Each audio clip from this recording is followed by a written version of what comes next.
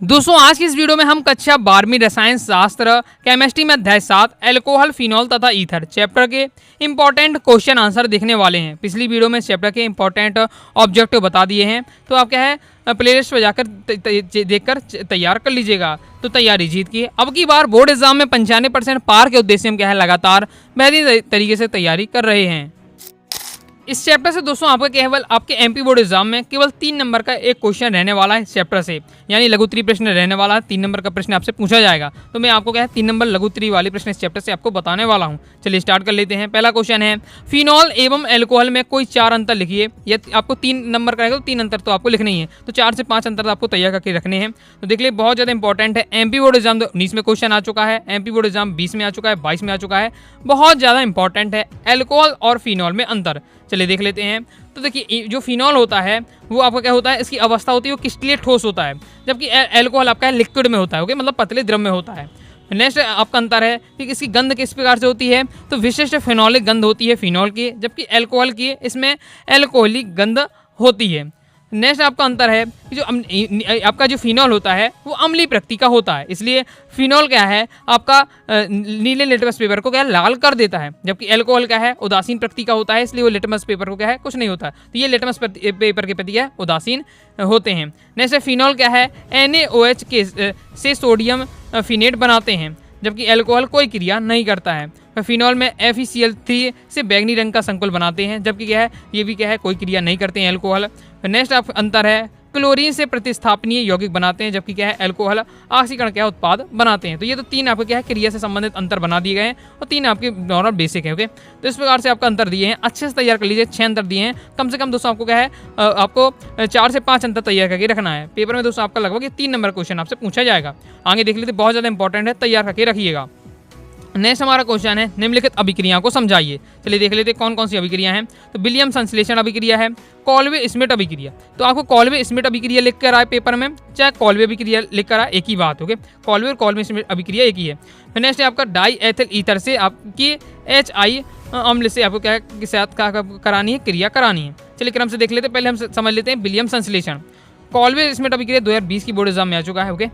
तो विलियम संश्लेषण अभिक्रिया देख लेते हैं। विलियम संश्लेषण क्या है, जब देखिए आपका इसमें क्या होता है अभिक्रिया में, मैंने आपको 6वें चैप्टर में हेलो एल्कन तथा हेलो एरीन वाले चैप्टर में बताया था कि जो अभिक्रियाएं होती हैं उनको थोड़ा सा आपको रटना वाला पड़ता है, मतलब समझने तो आप समझ सकते हैं कौन कहाँ से गया है, ये तो आप समझ सकते हैं, फिर भी आपको ये तो रटना पड़ेगा किस अभिकारक को किसके साथ मिलाया जाता है तो क्या प्राप्त होता है, और ये कौन सी अभिक्रिया कहलाती है। तो ये आपका फिक्स रहता है, इस अभिकारक को किसके साथ मिलाया जाएगा तो ये उत्पाद प्राप्त होगा, इसे ये इस नाम की अभिक्रिया से जानते हैं, तो ये फिक्स रहता है, इसलिए आपको थोड़ा सा रटना पड़ेगा, ओके। तो एक बार क्या पूरा लिख लीजिएगा अपनी कॉपी में एक एक अभिक्रिया को, हर चैप्टर बाई चैप्टर, ओके। जो 3 चैप्टर हैं आपके मेन 6, 7 और 8, उनसे आप देख लीजिएगा, मैं आपको बताते जा रहा हूँ, ओके। नोट्स बनाकर आप तैयारी करते जाइएगा। बाकी प्रॉपर उसे आप चाहते हैं नोट्स, तो आप क्या है इस व्हाट्सएप नंबर पर आपका मैसेज करके है कोर्स को ज्वाइन कर लीजिएगा। चलिए देख लेते हैं विलियम संश्लेषण क्या है। तो जब एल्किल हैलाइड को सोडियम एल्कोक्साइड के साथ गर्म करते हैं तब ईथर बनता है, इसे विलियम संश्लेषण अभिक्रिया कहते हैं। मतलब ईथर बनाने की आपकी विधि रहती है। इसमें क्या किया जाता है एल्किल हैलाइड, देखिए हमने यहाँ एल्किल हैलाइड ले लिया है, सोडियम एल्कोक्साइड, तो ये आपका सोडियम एल्कोक्साइड है। आर का मतलब अभी क्या है हम यहाँ एक नमूना के रूप में क्रिया करा रहे हैं, ओके। तो इसकी क्रिया से क्या बनता है हमारा ईथर बन जाता है। यहाँ से देख सकते हैं आप आपका R या और आपका OR ये जुड़ गया है, और यहाँ आपका NaX बन जाता है, ओके, इस प्रकार से। तो ये उदाहरण के लिए दिया गया, जब हम एथिल ब्रोमाइड की सोडियम एल्कोक्साइड के साथ गर्म करते हैं तब डाई एथिल ईथर बनता है, ये आपकी क्रिया है। तो आपको अच्छे से की तैयारी करनी है और अच्छे से प्रैक्टिस कर लेनी है, ओके। विशेषताएं क्या है इस अभिक्रिया की, अक्सर पूछ भी ली जा सकती हैं। तो विशेषताएं होती है कि इस विधि को से सरल एवं मिश्रित दोनों प्रकार की ईथर बनाए जा सकते हैं, और शुद्ध ईथर से क्या है प्राप्त होता है। इसकी विशेषताएं इस क्रिया की, ओके। अच्छे से तैयार के लिए बहुत ज़्यादा इंपॉर्टेंट है। विलियम संश्लेषण आपकी अभिक्रिया क्या है, जब एल्किल हैलाइड को क्या सोडियम एल्कोक्साइड के साथ गर्म करते हैं ईथर बनता है। ईथर बनाने की विधि है आपका विलियम संश्लेषण, ओके। आगे नेक्स्ट देख लेते हैं। नेक्स्ट हमारा कॉल्वे स्मिट अभिक्रिया। कॉल्वे अभिक्रिया पूछे चाहे कॉल्वे स्मिट अभिक्रिया पूछे, एक ही रहने वाला है।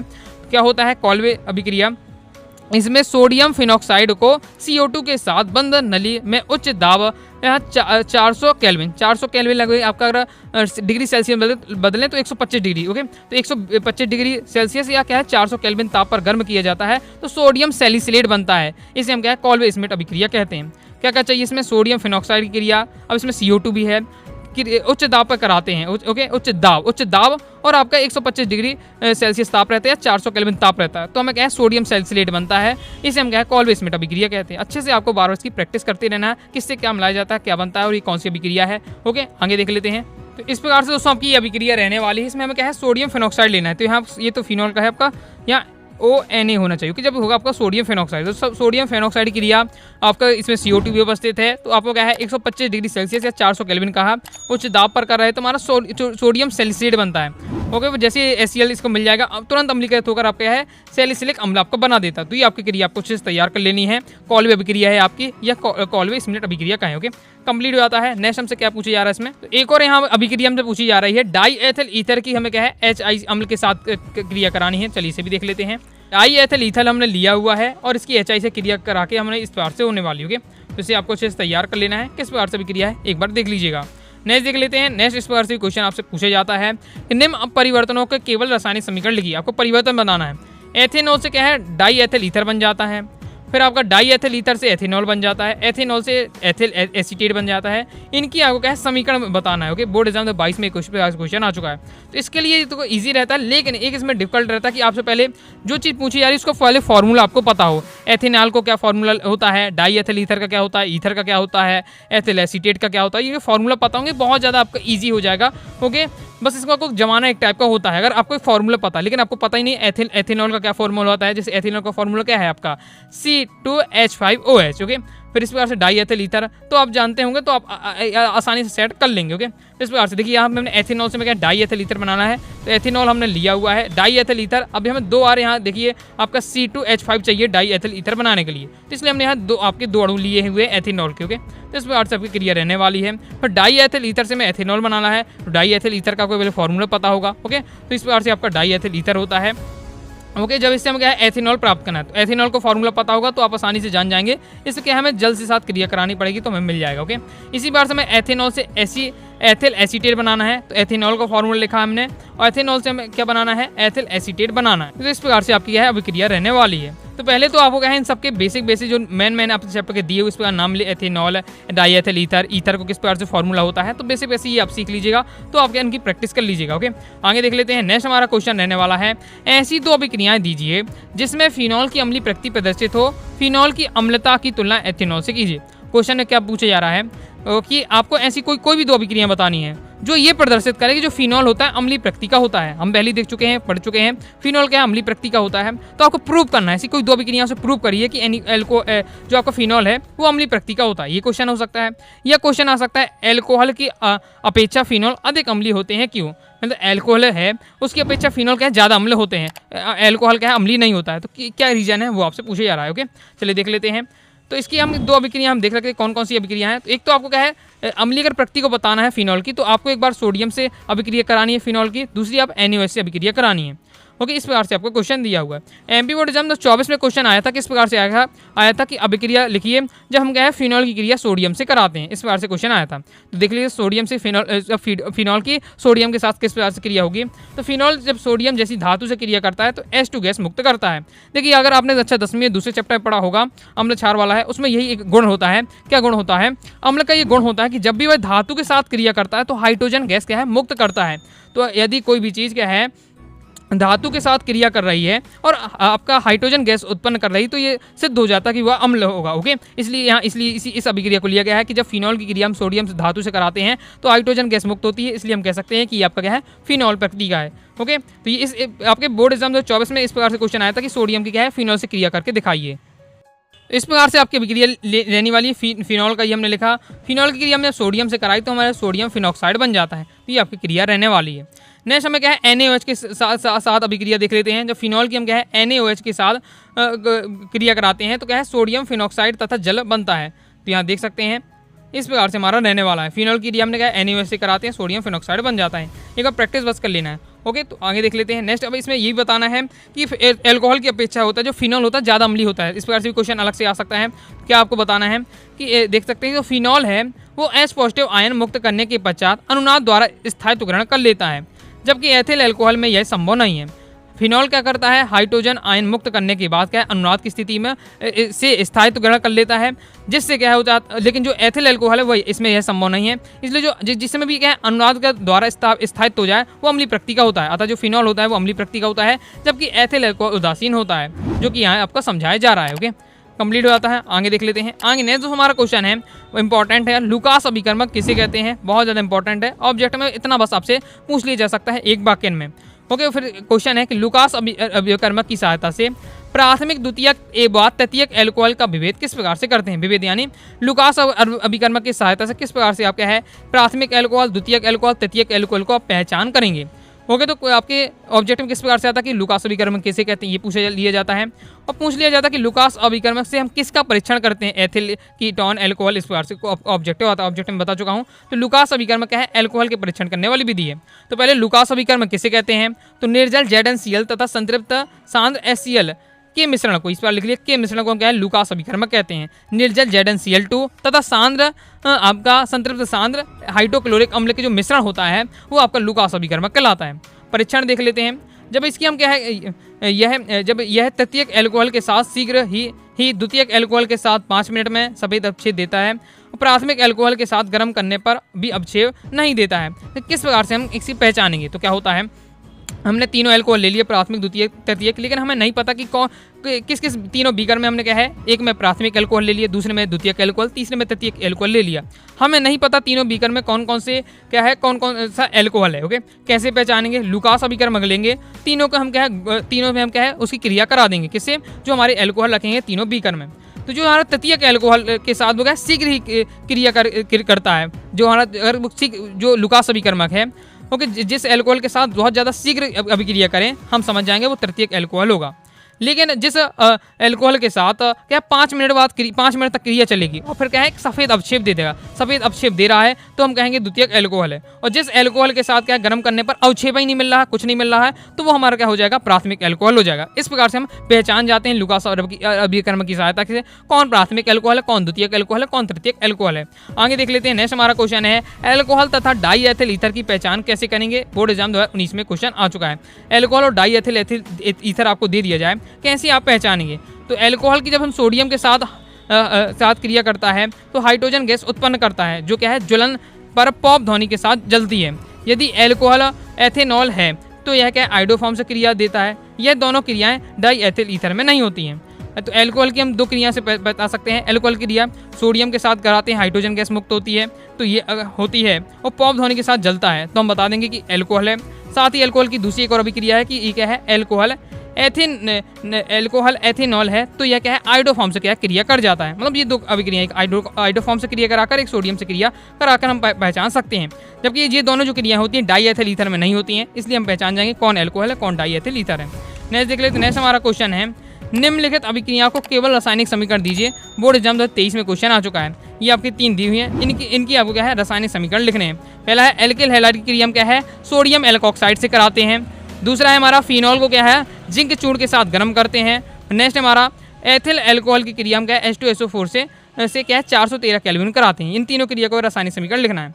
जैसे फिनॉल की हम जिंक के साथ क्रिया कराते हैं तो हमारा फिक्स है कि बेंजीन बनेगा। ओके, देख लेते हैं किस प्रकार से। आगे बढ़ने से पहले बताना चाहूँगा, अगर दोस्तों आप क्या है क्लास 12 केमिस्ट्री सब्जेक्ट की प्रॉपर रूप से तैयारी करना चाहते हैं, all chapter PDF notes, all chapter important question answer, all chapter objective question answer, साथ ही previous year paper with solution, model paper with solution, मतलब MP बोर्ड की प्रॉपर रूप से तैयारी करना चाहते हैं, पूरा मटेरियल चाहते हैं, अनुराग सारी क्लासेस के क्लास 12 केमिस्ट्री कोर्स को ज्वाइन कर सकते हैं।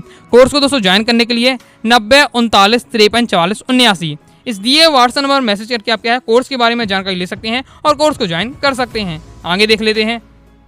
तो एल्किल हैलाइड की क्रिया आपको क्या है सोडियम एल्कोक्साइड से करानी है, तो इस प्रकार से हमारा रहने वाला है। ओके, ईथर यहाँ आपका बन जाता है। ओके, फिर नेक्स्ट हमारा क्या करना है, हमें आपकी जो फिनॉल होता है C6H5OH ये फिनॉल है, सी हमें जिंक के साथ क्रिया करानी। तो मैं पहले बताऊँ जिंक आपका क्या है बेंजीन बन जाता है। इतना ज़्यादा प्रैक्टिस कर लीजिए आपको रट जाएगी किससे के साथ क्या कभी क्रिया करानी है तो क्या बनता है, तो आपका बेंजीन बनता है। ओके, और जिंक ऑक्साइड बनता है। इसके बाद नेक्स्ट हमारा दोस्तों हमारा एथिल एल्कोहल की क्रिया में क्या है H2SO4 से करानी है, तो ये हमें यहाँ प्राप्त होने वाला है। ओके, कंप्लीट हो जाता है। आगे देख लेते हैं। नेक्स्ट हमारा क्वेश्चन है कि निम्नलिखित यौगिक के संरचनात्मक संरचना आपको लिखनी है। बोर्ड एग्जाम 2023 में आ चुका है। ये बहुत ज़्यादा ईजी रहता है, ज़्यादा डिफिकल्ट नहीं रहता है, ये सबसे आसान रहता है। मतलब इन अभिक्रियाओं की अपेक्षा अगर आप चाहें तो ये आपके आ जाए तो आपसे तुरंत बन जाएगा। ये इन अभिक्रिया में ज़्यादा मेहनत करनी पड़ती है, लेकिन इसमें आपको इतना ज़्यादा आपको मेहनत नहीं करनी होगी। तो देख लेते हैं किस प्रकार से होता है, इनकी संरचना में किस प्रकार से बनानी है। तो चलिए दोस्तों, मैं आपको इन संरचना को थोड़ा समझाने का प्रयास करता हूँ। ओके, देखिए इसमें आपको पहले पता होना चाहिए कि मैथ, एथ, प्रोप, ब्यूट, पेंट, ये आपको इस प्रकार से लाइन याद होनी चाहिए। मैथ मतलब 1, एथ मतलब 2, ओके। प्रोप अगर आ रहा तो आपका हो जाता 3, एथ, मैथ, प्रोप, ब्यूट मतलब 4 होता है, पेंट मतलब 5 होता है। ये आपको इस प्रकार से थोड़ा याद होना चाहिए। तो यहाँ देखा 4 chloro 2 3 dimethyl pentene 1 ol. तो यहाँ पेंटेन आया, पेंट यानी मैंने क्या बताया 5, पेंट यानी 5, तो 5 यानी 5 कार्बन होंगे। ओके, आपसे इससे आपको अगर मैथ है तो 1 कार्बन, एथ है तो 2 कार्बन, ओके। आपका फिर एथ, मैथ, प्रोप है तो आपका 3 कार्बन, ओके। फिर ब्यूट है तो आपका 4 कार्बन, पेंट है तो आपको 5 कार्बन है। तो यहाँ आपको 5 कार्बन वाली हमें एक संरचना इस प्रकार से बना लेनी है। ओके, 5 कार्बन वाला किस प्रकार से होगा, 1 carbon, 2 carbon, 3 carbon, 4 carbon, 5 carbon, इस प्रकार से। ओके, फिर जो अभी जोड़ेंगे तो अपन जोड़ देंगे।